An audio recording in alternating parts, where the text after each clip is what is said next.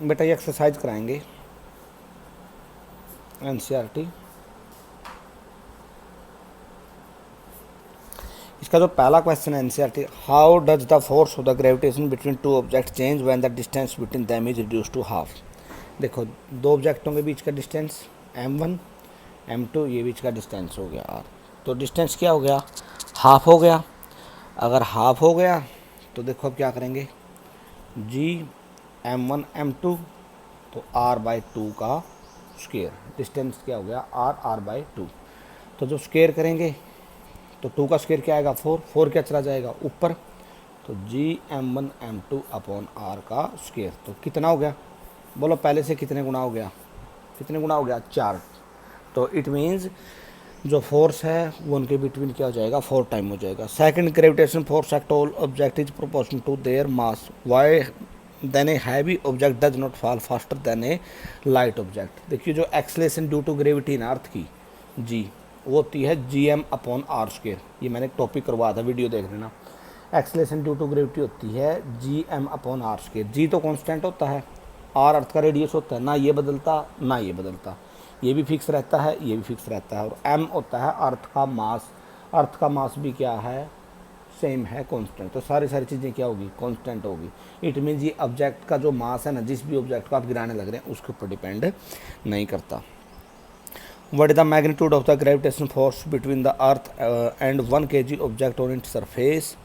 और mass of earth दे दिया इन्होंने। देखो बेटा F इक्वल टू जी की जगह आ गया 6 पॉइंट, चलो एक ही वर्ड तक ले लो बस, 6.67 को मैंने डेसिमल हटा के 6.7 रख लिया, इंटू 10 की power -11। Mass of the earth जब आप साथ के साथ पढ़ेंगे कितना दे दिया बेटा 6 इंटू 10 की पावर 24। दूसरे ऑब्जेक्ट का मास क्या दे दिया 1 kg, तो मैंने 1 रख लिया। और जो बीच का जो गैप है रेडियस है वो है 6.4 इंटू 10 की पावर 6 का क्या आएगा स्क्वायर। देखो कैसे सोल्व करना, 6.7 इधर 6 इधर, एक बार इन वर्डों को एक जगह रख लेते हैं, 6.7 और 6 इंटू 10 की पावर -11 इंटू 10 की पावर 24। नीचे 6.4 के ऊपर पावर 2 है तो 6.4 इंटू 6.4 इंटू 10 की पावर 12, ये 6 के ऊपर 2 है तो 12 हो गया। अब इन वर्डों को तो एक जगह इकट्ठा कर लो और इन वर्डों को अलग से सोल्व कर लो, जो आप कैसे सोल्व करते थे छोटी क्लासेज में। देखो इनको मैं सोल्व कर, हर क्वेश्चन को फिर ऐसे ही सोल्व करना आपने। 10 की पावर -11 प्लस 24 और माइनस का 12। बोलो बेटा समझ में आ नहीं आया, बेस बराबर पावर ऐड हो जाएंगी। और जब इनको सोल्व करके एक जगह लिख लो आपका आंसर आ जाएगा। ऐसे सोल्व करना आपने और क्वेश्चन और। नेक्स्ट क्या लिख दिया, the earth and the moon are attracted to each other by the gravitation force, does the earth attract the moon with the force that is greater to the smaller the force with which the moon attract the earth, why. तो ये भी जो है ना क्या करेगा attract करेगा, अर्थ जो है ना मून को अट्रैक्ट करती है और मून जो है ना किसको अट्रैक्ट करेगा अर्थ को। लेकिन दिक्कत ये होती है कि जो मास ऑफ द मून होता है ना वो बहुत ही कम होता है कंपैरिजन ऑफ किसके अर्थ के, ठीक है। तो दोनों के बीच में फोर्स तो होता ही है। तो इसका मैंने 5वां क्वेश्चन साथ के साथ बता दिया, इसने लिख रखा था कि 5वें क्वेश्चन में ये फिर इसकी तरफ अट्रैक्ट क्यों नहीं होता। इफ 6th में देखिए, what happen to the force between the two object if the mass of the object is double. देखिए F equal to G m1 m2 upon R square. पहले स्टेटमेंट में बोल दिया एक ऑब्जेक्ट का मास जैसे m1 है, अगर मैं इसको डबल कर दूं तो क्या बन गया 2m1, तो फोर्स क्या हो जाएगा 2 टाइम हो जाएगा, डबल हो जाएगा। दूसरे में लिख दिया force between two object will be 1/4 force the distance between the object is double and triple. क्या कहा, the distance between two object is double and triple. तो एक बार तो क्या कर दें हम डबल कर दें डिस्टेंस। देखो बेटा डिस्टेंस को डबल कर दें तो जी m1 m2 डिस्टेंस डबल होगी तो बोलो 2r आएगा कि नहीं आएगा, 2r आएगा। तो 2r का क्या आएगा स्क्वायर आएगा, तो स्क्वायर आएगा तो अपॉन 4r स्क्वायर। तो क्या बन गया, इट मीन्स 1/4। ये वैल्यू देखो G m1 m2 upon R square, G m1 m2 upon R square. तो क्या हो जाएगा फोर्स 1/4 हो जाएगा, 1/4 हो जाएगा। अगर 2 की जगह 3 लें तो यहाँ क्या आ जाएगा बोलो 9 आ जाएगा। तो तब फोर्स जो है ना क्या बन जाएगा 1 बाय क्या बन जाएगा 9। अगर दोनों के दोनों मास करते हैं डबल, तीसरे ऑप्शन में दे दिया मास दोनों के दोनों डबल करते हैं जी, m1 भी 2m1, ये भी क्या हो गया 2m2 अपॉन क्या आएगा आर स्क्वायर, दो और दो क्या हो गया 4, तो फोर्स कितने गुना बढ़ जाएगा 4 गुना बढ़ जाएगा। ठीक है, नेक्स्ट देखिए। नेक्स्ट में लिख दिया बेटा what is the acceleration of free fall, ये 9.8 होता है, जिसके कारण जो है ना ऑब्जेक्ट अर्थ के ऊपर से नीचे की तरफ आते हैं ग्रेविटी के कारण। उसके बाद what do we call the gravitation force between the earth and an object, तो ये ग्रेविटेशन फोर्स होता है, और ग्रेविटेशन फोर्स को आप क्या बोलते हैं वेट बोलते हैं, मैंने आपको बताया भी था। ये जो एफ होता है ना फोर्स, इसको आप क्या बोलते हैं वेट, और ये क्या होता है एम जी होता है, और एम जी को क्या बोलते हैं डब्ल्यू बोलते हैं, मैंने करवाया भी था, वेट बोलते हैं इसको।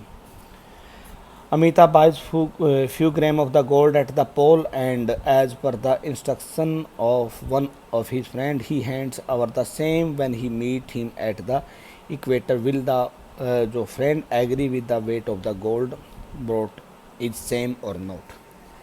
देखिए एक बच्चे ने पोल के ऊपर कोई गोल्ड खरीदा, और फिर जो इक्वेटर के ऊपर जाकर दिया उसने, जो अर्थ की शेप होती है बेटा ऐसे शेप होती है, एलिप्स बोलते हैं इसको, बिल्कुल कंप्लीट सर्कल नहीं होता। आमतौर पर ऐसे लगता है कि अर्थ की शेप जो है ना बिल्कुल सर्कल होती नहीं होती। इसमें दो तो पोल होते हैं, ये नॉर्थ पोल होता है और ये साउथ पोल होता है, और ये होते हैं इसके इक्वेटर, ये लाइन। ठीक, यहाँ सेंटर हो गया।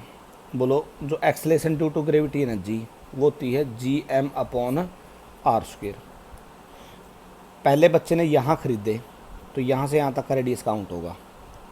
फिर दूसरा बच्चा यहाँ बैठा है, तो यहाँ से यहाँ तक का रेडियस काउंट होगा।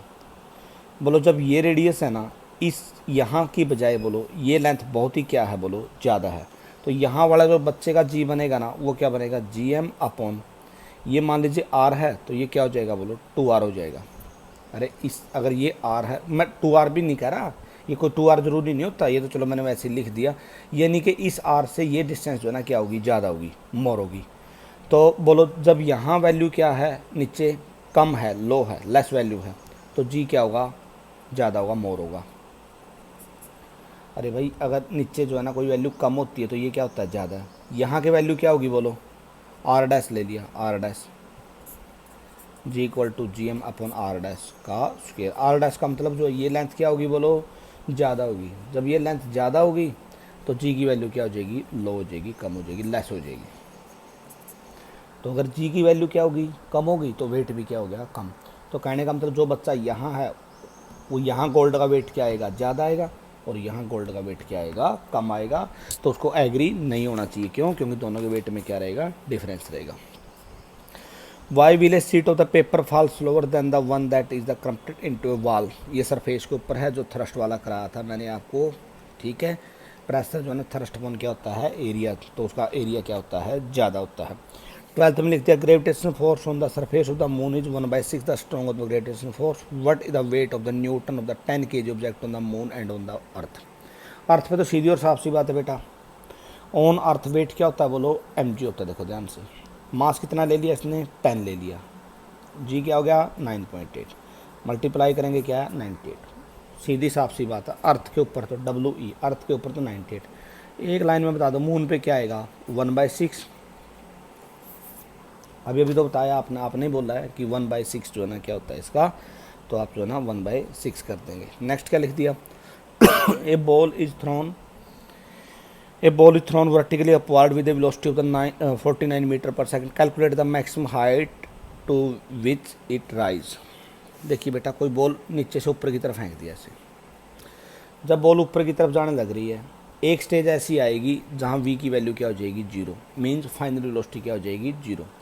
v equal to u plus में क्या आया 80, v की वैल्यू क्या होगी 0, फेंकी की स्पीड से थी 49 से, ए का मतलब एक्सेलरेशन कितना दे रखा है, एक्सेलरेशन ड्यू टू किसके कारण है ग्रेविटी के कारण, वो क्या आएगा माइनस का 9.8 आएगा इंटू टी। आप पूछें सर माइनस का 9.8 क्यों लिया आपने, क्यों आपने बॉल को ऊपर की तरफ फेंका, लेकिन अर्थ जो है ना किसकी तरफ खींचती है हर ऑब्जेक्ट को नीचे की तरफ खींचती है। वी की वैल्यू क्यों 0 आई, जब बॉल टॉप मोस्ट पॉइंट पे चलेगी तो कुछ देर के लिए रुकेगी, क्यों ऊपर जाके फिर नीचे आना शुरू करेगी, तो 49 ये इधर आ गया, 9.8 इंटू टी इक्वल टू क्या आया 49, तो टी की वैल्यू क्या आई 49/9.8, डेसिमल हटाऊंगा तो ऊपर क्या चला जाएगा 10, कैंसिल हो गया क्या है 2, कैंसिल हो गया क्या है 5, तो टी की वैल्यू क्या आई 5। अब इसकी हाइट बतानी है, एक फार्मूला होता है s equal to u t plus half a t का स्क्वेयर। तो एच यू की जगह बोलो क्या आएगा बेटा यू कितना ले रखा था 49, टाइम अभी भी निकाला क्या आया 5 प्लस 1/2, ए की जगह क्या लेंगे माइनस का 9.8 और टी की जगह क्या लेंगे 5 का स्क्वेयर। इसको सॉल्व कर लेना, आंसर आ जाएगा। एक वीडियो और मैं इसकी एक्सरसाइज की भेजूँगा, फिर ये कंप्लीट हो जाएगी अपनी।